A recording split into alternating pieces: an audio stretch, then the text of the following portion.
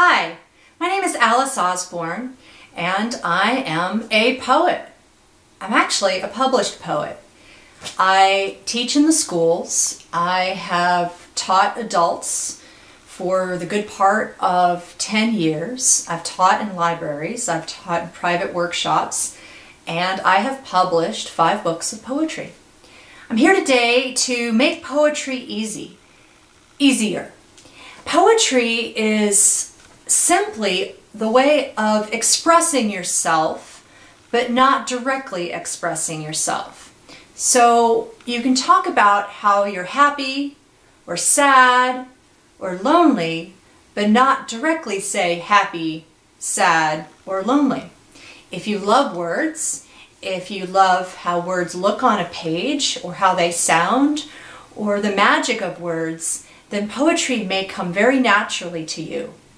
And if words are not your thing, maybe poetry may be a little bit harder to get into, but I feel everyone has the capacity to learn poetry and to enjoy it. We listen to the rhythms of life when we're in our mother's wombs. We listen to how words sound and how the syllables work together. So as human beings, we are already attuned to the magic of poetry. So there's 4 ways into poetry, and here they are. Simile and metaphor, images, line break, and finally word choice. So those are the 4 ways into making a poem. You got that? So our first one is the simile and metaphor. And what Robert Frost said is saying one thing in the terms of another. So what is a simile? Similes use like or as to connect one object to another. So something like, here's an example. The baled wheat scattered everywhere like missing coffins. So everywhere like missing coffins is the simile. And that's by Caroline Forche in her poem For the Stranger. A metaphor is using the verb to be. So any iteration of to be, such as is, am, or are, or were, the past tense, are all good for metaphors. Metaphors are a direct connection, while a simile is not so direct. You're using like or as. But metaphors are always a little bit harder, a little bit stronger than a simile. Example of a metaphor would be, the words are purposes and the words are maps. And that's by Adrienne Rich in her poem, Diving into the Wreck. Okay, one last word about similes especially. You don't want to get into cliche territory. Well, what is cliche? What is a territory of cliche? That's when you come up with something you think is original but has been done 10,000 times.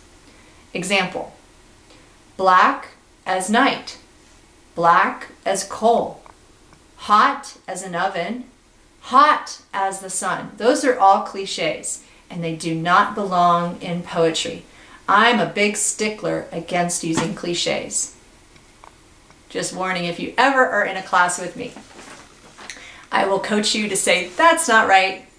You need to do a little bit better. So how do you prevent yourself from getting into cliche territory?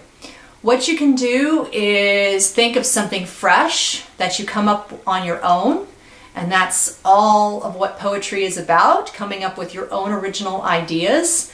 Or you can tweak a cliche and make it stronger. Okay, here's an example. So instead of saying hot as the sun, you can say hot as 7 degrees from the midnight sun.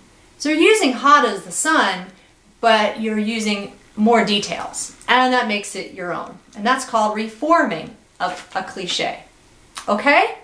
So that's our first simile and metaphor, one of our first ways into a poem. The second way into the poem is through images. Images are our friends. If we do not have images, we do not have a poem.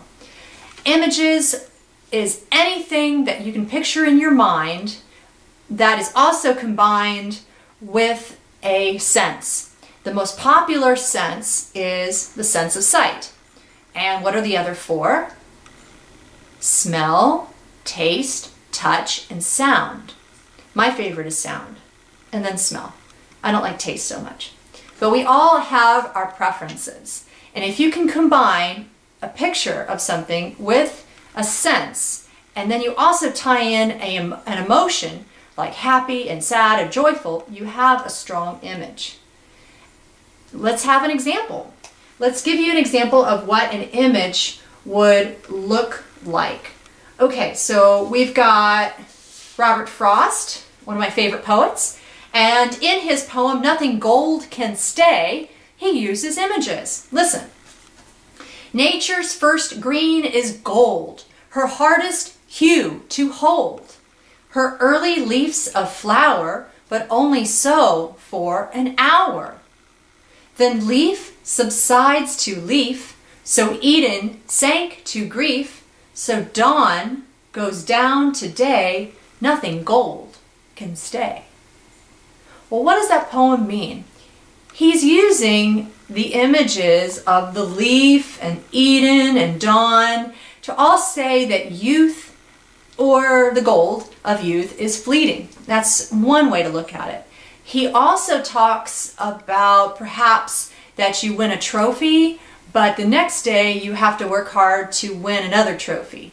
So you win the gold, but maybe people forget that you won the gold and you have to keep going at it. Or maybe he's talking about being an author and you wrote a book, but then you have to write another book. You can't just rest on your laurels. And it's a really great poem because there's so many meanings.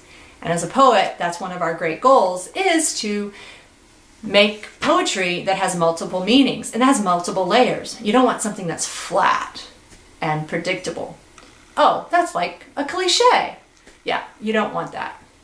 What's our next avenue into poetry? We've already done metaphor and simile. We've talked about images. Well, let's talk about word choice, and that's one of my favorite topics. Words are going to look differently if they sound differently. And as we know from elementary school, there are vowels and there are consonants. And in the English language, every single syllable has to have a vowel. Pretty cool, huh? So when you're figuring out sounds, you're going to also rely on syllables and how the words hang together. So some words are really lengthy and they have multiple vowels or multiple consonants.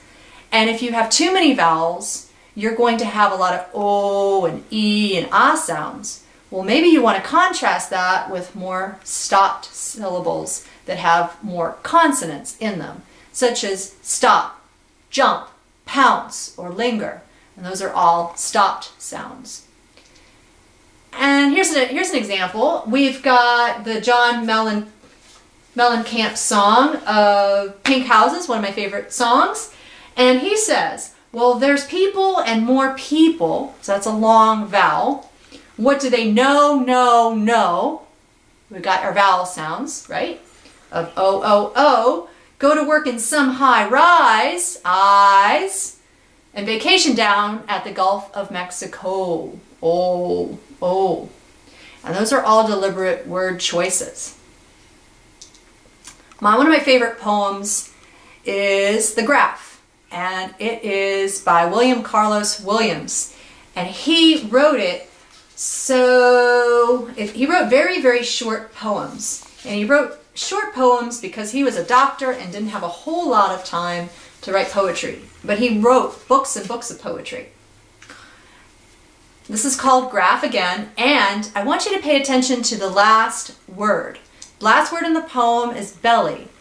And ask yourself why he uses the word belly instead of another word for stomach, because there are many words for the middle. We've got gut, we've got abdomen, we've got tummy. Okay, well, let's read the poem. Here it is. There was another too, a half-breed Cherokee tried to thumb a ride out of Tulsa. standing there with a bunch of wild flowers in her left hand, pressed close, just below the belly. So we have a whole image here, right? Now it's our last section. We have a whole image of a Cherokee woman. Well, we know she's a woman because of the pronoun. And we have a picture of her belly. We have a picture of a left hand.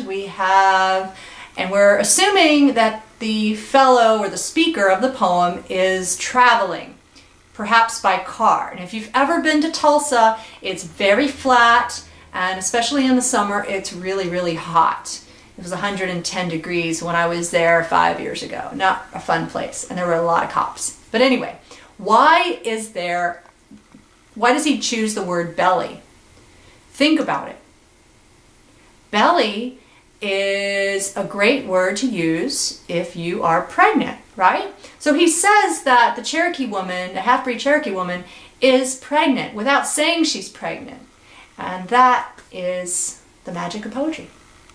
And that's using word choice, because he could have used another word for the middle, but he used belly, so that you would think, oh, she's pregnant, without him directly saying she's pregnant. Let's look at Just to Say, and here is another, which is also by William Carlos Williams, and he uses a lot of vowel sounds. This is just to say, I have eaten the plums that were in the icebox and which you were probably saving for breakfast.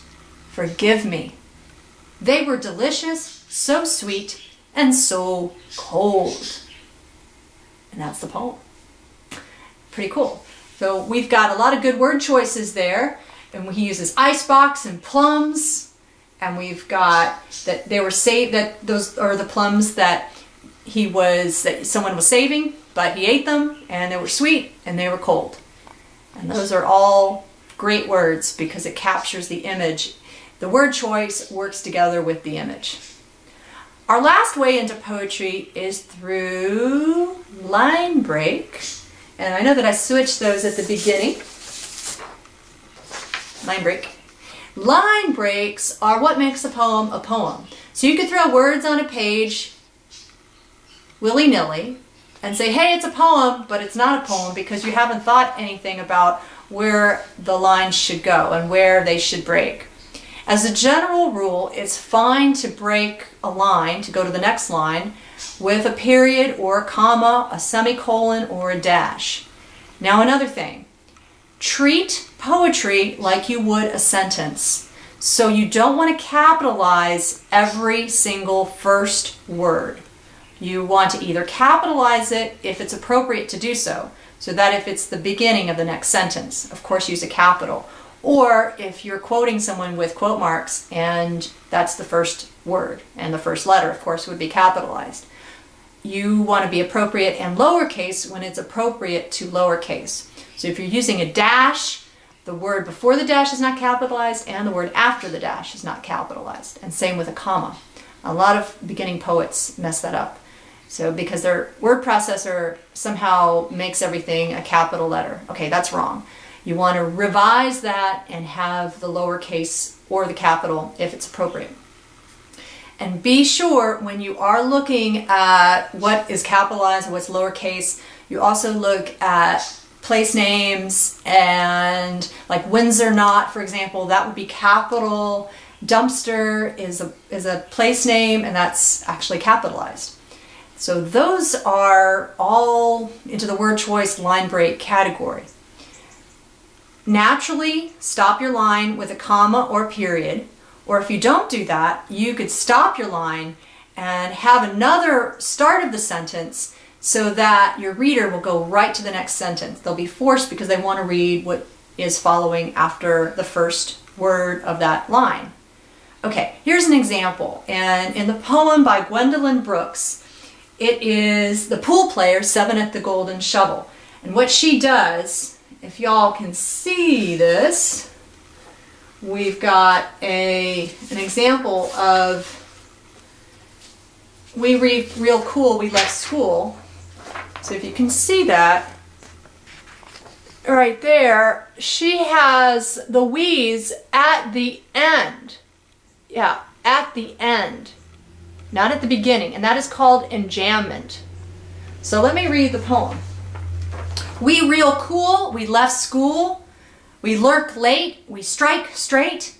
We sing sin, we thin gin. We jazz June, we die soon.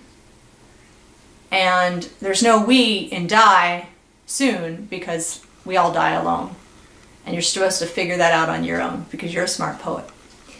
But there, as you see again, that's enjambment, where it's an unnatural break. And a natural break would be ending on a period or a comma. And I know we're spending a little bit more time on this because this is something, with line breaks, it is really very, very singular to poetry.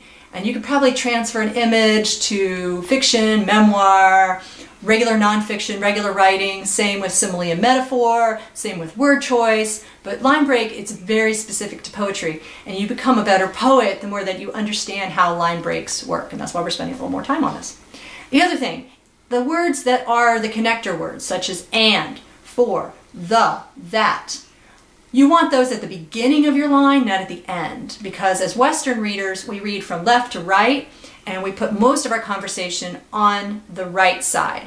So you want all those ands and thes and those and those little words, I call them, you want them at the beginning, because you want the reader's eye to go right to that powerful word, such as cold peaches, and instead of and, not like cold and strong would be a good word to put at the end, peaches at the end, farm at the end. Yeah, you get the idea. Okay, well that was it. I mean, you know how to write a poem now. We've got simile and metaphor, we've got images, we've got word choice, we've got line break. And the thing that puts it all together is using conflict in your poetry. Now we're not talking about battles or Game of Thrones thing where you're killing people all the time, although that could be cool. Conflict means opposition, and opposition can be hot and cold, and that's an opposite. You would want that on your same line. You could have in and out, that's in opposition. You could also have up and down. So if you use opposite pairings in your poetry, you're going to be providing contrast and tension in your poetry, and it will make your reader a little bit, oh gosh, you know, there's something there, but I can't put my finger on it, because as a reader, some readers are not aware that you're using all these cool opposites. But you are, and that makes you a really cool poet, and maybe a cool songwriter if you write songs. So I would say, think about all your opposite pairings, especially if you ever, you know, been around little kids and they have to learn their opposites with the Fisher-Price barn thing, and they learn about in and out and up and down and inside and outside, and those are all the words that we should think about as poets, and those are great opposite words. Cool. All right. Well, that pretty much wraps up this quick 10-minute poetry workshop. If you want to get in touch, my website is below, right on the screen there. And I am here. I do poetry workshops all around the Triangle. I am available for speaking engagements, and I hope to talk to you soon. All right, cheers.